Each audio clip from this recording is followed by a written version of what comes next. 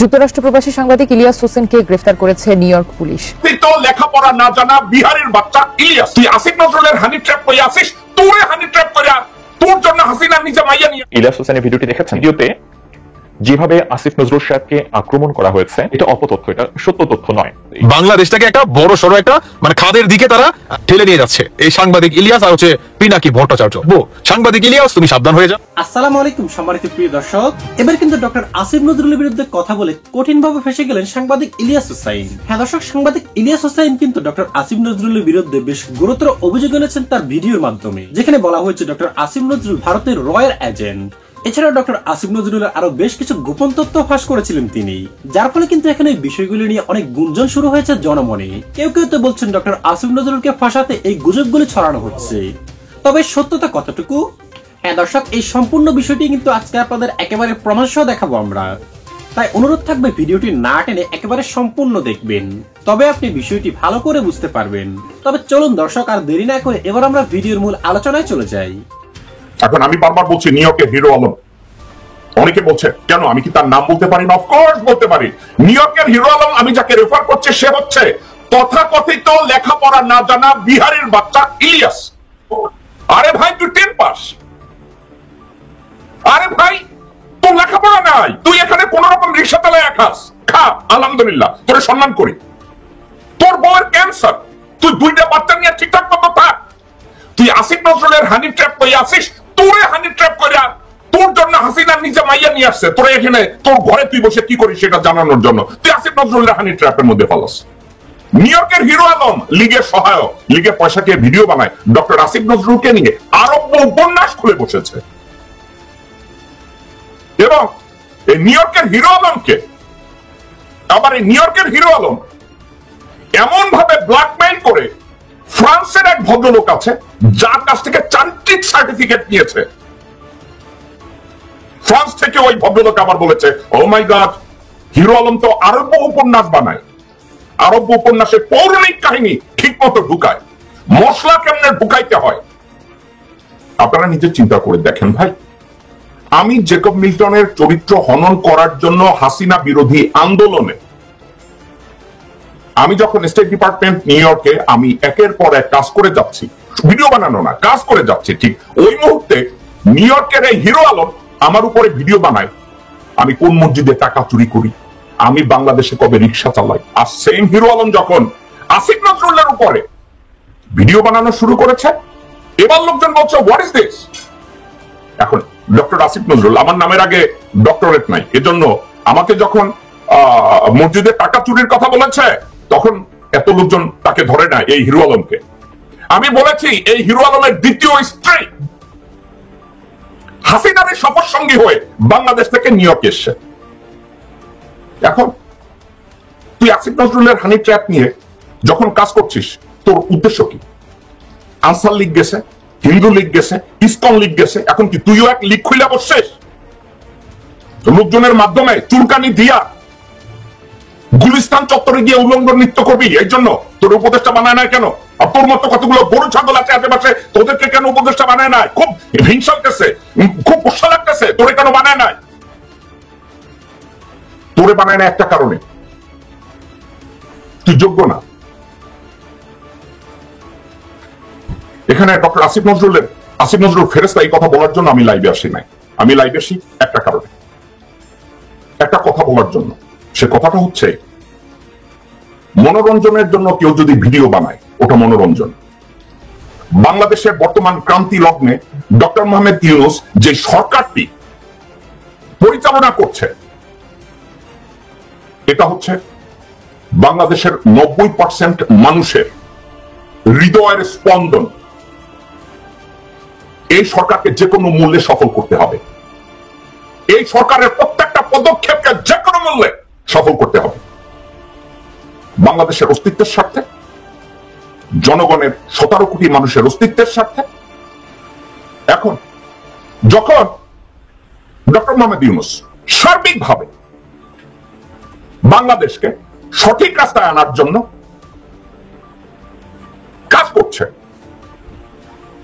সেই কাজকে বাধাগ্রস্ত করার জন্য স্বৈরাচার হাসিনা মুক্তালিগ মাঠে নামিয়েছে, সেই ডক্টর মোহাম্মদ ইউনূসকে আন্ডারমাইন করার জন্য হিন্দু লীগ মাঠে নামিয়েছে, ডক্টর মোহাম্মদ ইউনূসকে আন্ডারমাইন করার জন্য প্রত্যেকটা জায়গায় যেখানে হাত দিচ্ছে ওখানে নর্দমা কিটের মতো কিলবিল করাচ্ছে। টার্গেট একটা, নিউ ইয়র্কের হিরো আলম এবং অনলাইনে কতগুলো অ্যাক্টিভিস্ট নামধারী নির্লজ্জ বেশরম কতগুলো লোকজন এক নামে 5,000 আইডি করে বলে ইলিয়াসকে উপদেষ্টা হিসাবে দেখতে চাই, অমুককে উপদেষ্টা হিসাবে দেখতে চাই।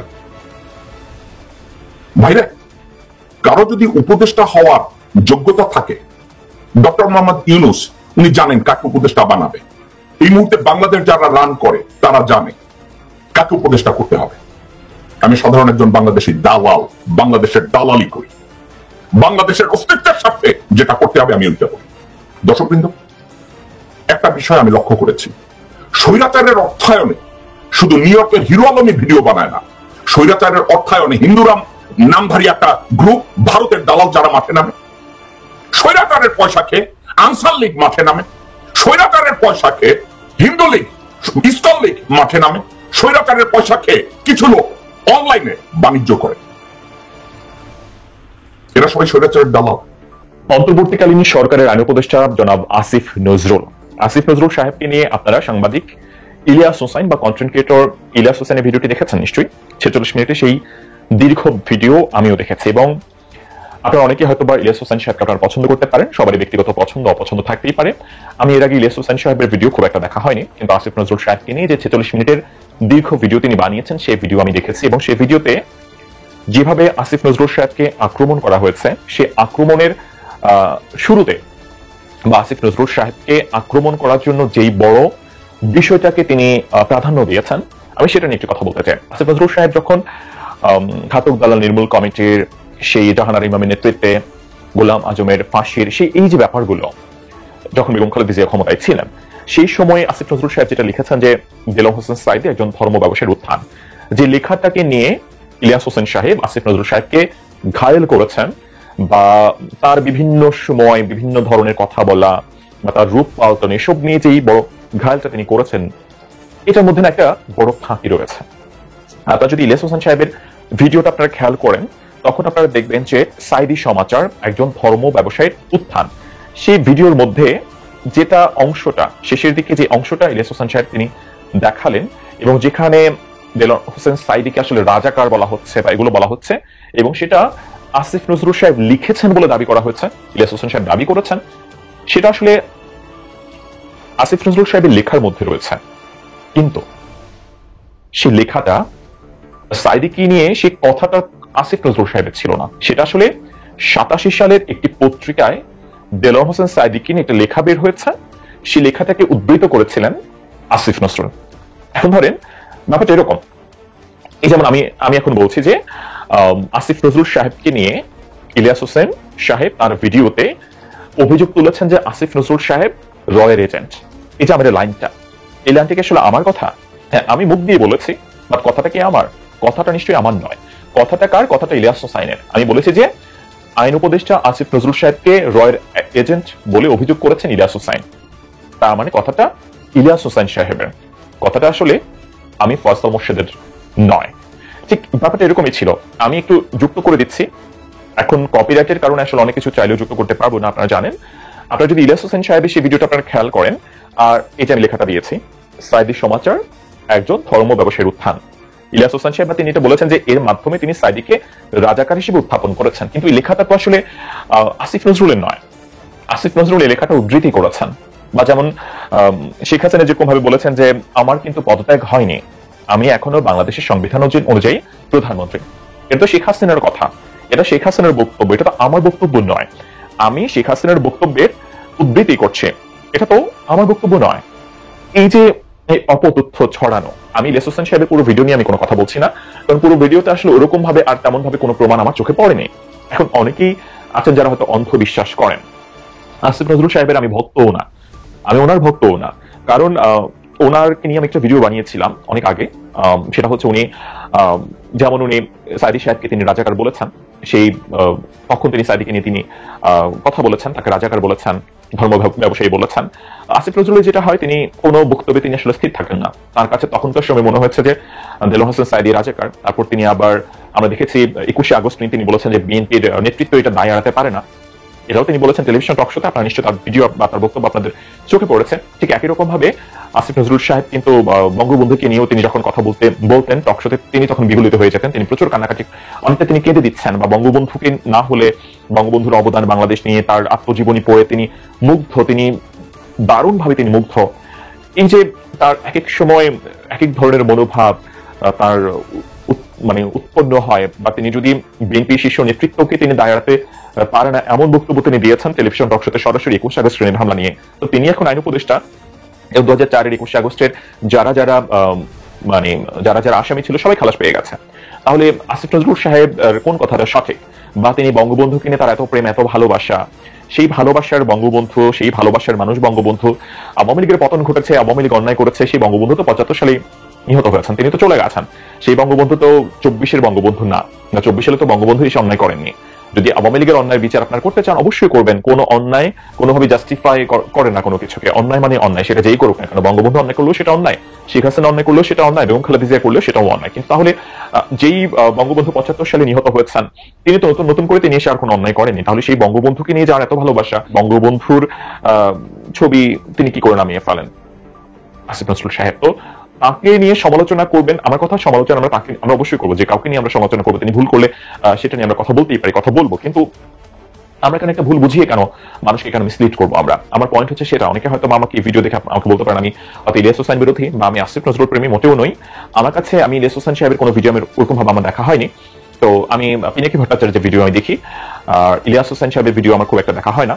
তো আমি এটা দেখলাম, দেখে আমার কাছে মনে হয়েছে যে এখানে কিছু এই প্রধানতম তথ্যটা আসলে ভুল। এটা ইচ্ছে করে হয়তো ইলিয়াস হোসেন সাহেব দিয়েছেন, বা মনে হতে পারে অনিচ্ছাকৃত ভাবে করেছেন, বাট এটা অনিচ্ছাকৃত ভাবে তিনি করবেন ব্যাপারটা আমার কাছে ঠিক এমনটা মনে হয়নি। কারণ ওই অংশটা আসলে এটা উদ্ধৃতি ছিল 1987 সালের একটা নিপুণ পত্রিকার উদ্ধৃতি ছিল, একটা পাড়ারহাট সংসদ কমান্ড, মুক্তিযোদ্ধা কমান্ড, তাদের বক্তব্য আসিফ নজরুল সাহেব তার এই সাইদি সমাচারে তুলে ধরেছেন। তো তিনি যেটা করেছেন সেটা নিয়ে সমালোচনা করতে পারেন, বা আপনি অবশ্যই সমালোচনা করবেন। তিনি তখন রাজাকার বলেছিলেন, পরবর্তীতে তিনি কেন এটা নিয়ে আফসোস করলেন? তিনি বঙ্গবন্ধুকে নিয়ে তিনি এমন ভালোবাসলে সেটা কেন তার এই ভালোবাসা কমে গেল এখন? বা তিনি যদি মনে করেন যে 21শে আগস্টের 2004 গ্রেনেড হামলায় যদি বিএনপি নেতৃত্ব জড়িত থাকে, তাহলে এখন কি করে সকল আসামি খালাস পেয়ে গেল? এসব নিয়ে আপনারা প্রশ্ন করতে পারেন। কিন্তু তার যেটা তিনি বলেননি, যেটাতে তিনি জড়িত নন, বা সেটা বলাটা বা এটা অপতথ্য, এটা সত্য তথ্য নয়। এটা অপতথ্য ছড়ানো উচিত নয় কোনোভাবে। আমার এটা মনে হলো ভিডিওটা দেখে, আপনাদের চোখে এটা অন্যরকম ভাবেও মনে হতে পারে, সেটা যার যার স্বাধীনতা, যার যার বিষয়। আমার মনে হলো বলেই আমি আপনাদেরকে বলেছি। আপনাদের নিশ্চিতভাবে কোনো বক্তব্য রয়েছে সেটা আপনারা জানাবেন আমাকে। তো সম্মানিত প্রিয় দর্শক, ভিডিওতে আলোচিত বিষয়গুলি শুনে আপনার কি মনে হয়েছে? সাংবাদিক ইলিয়াস ভাই কি আসলেই গুজব ছড়াচ্ছেন নাকি সত্যতা তুলে ধরেছেন? কমেন্ট করে জানিয়ে দিন আপনার মূল্যবান মতামতটুকু, কারণ আপনাদের মতামতটুকু আমাদের কাছে খুবই গুরুত্বপূর্ণ।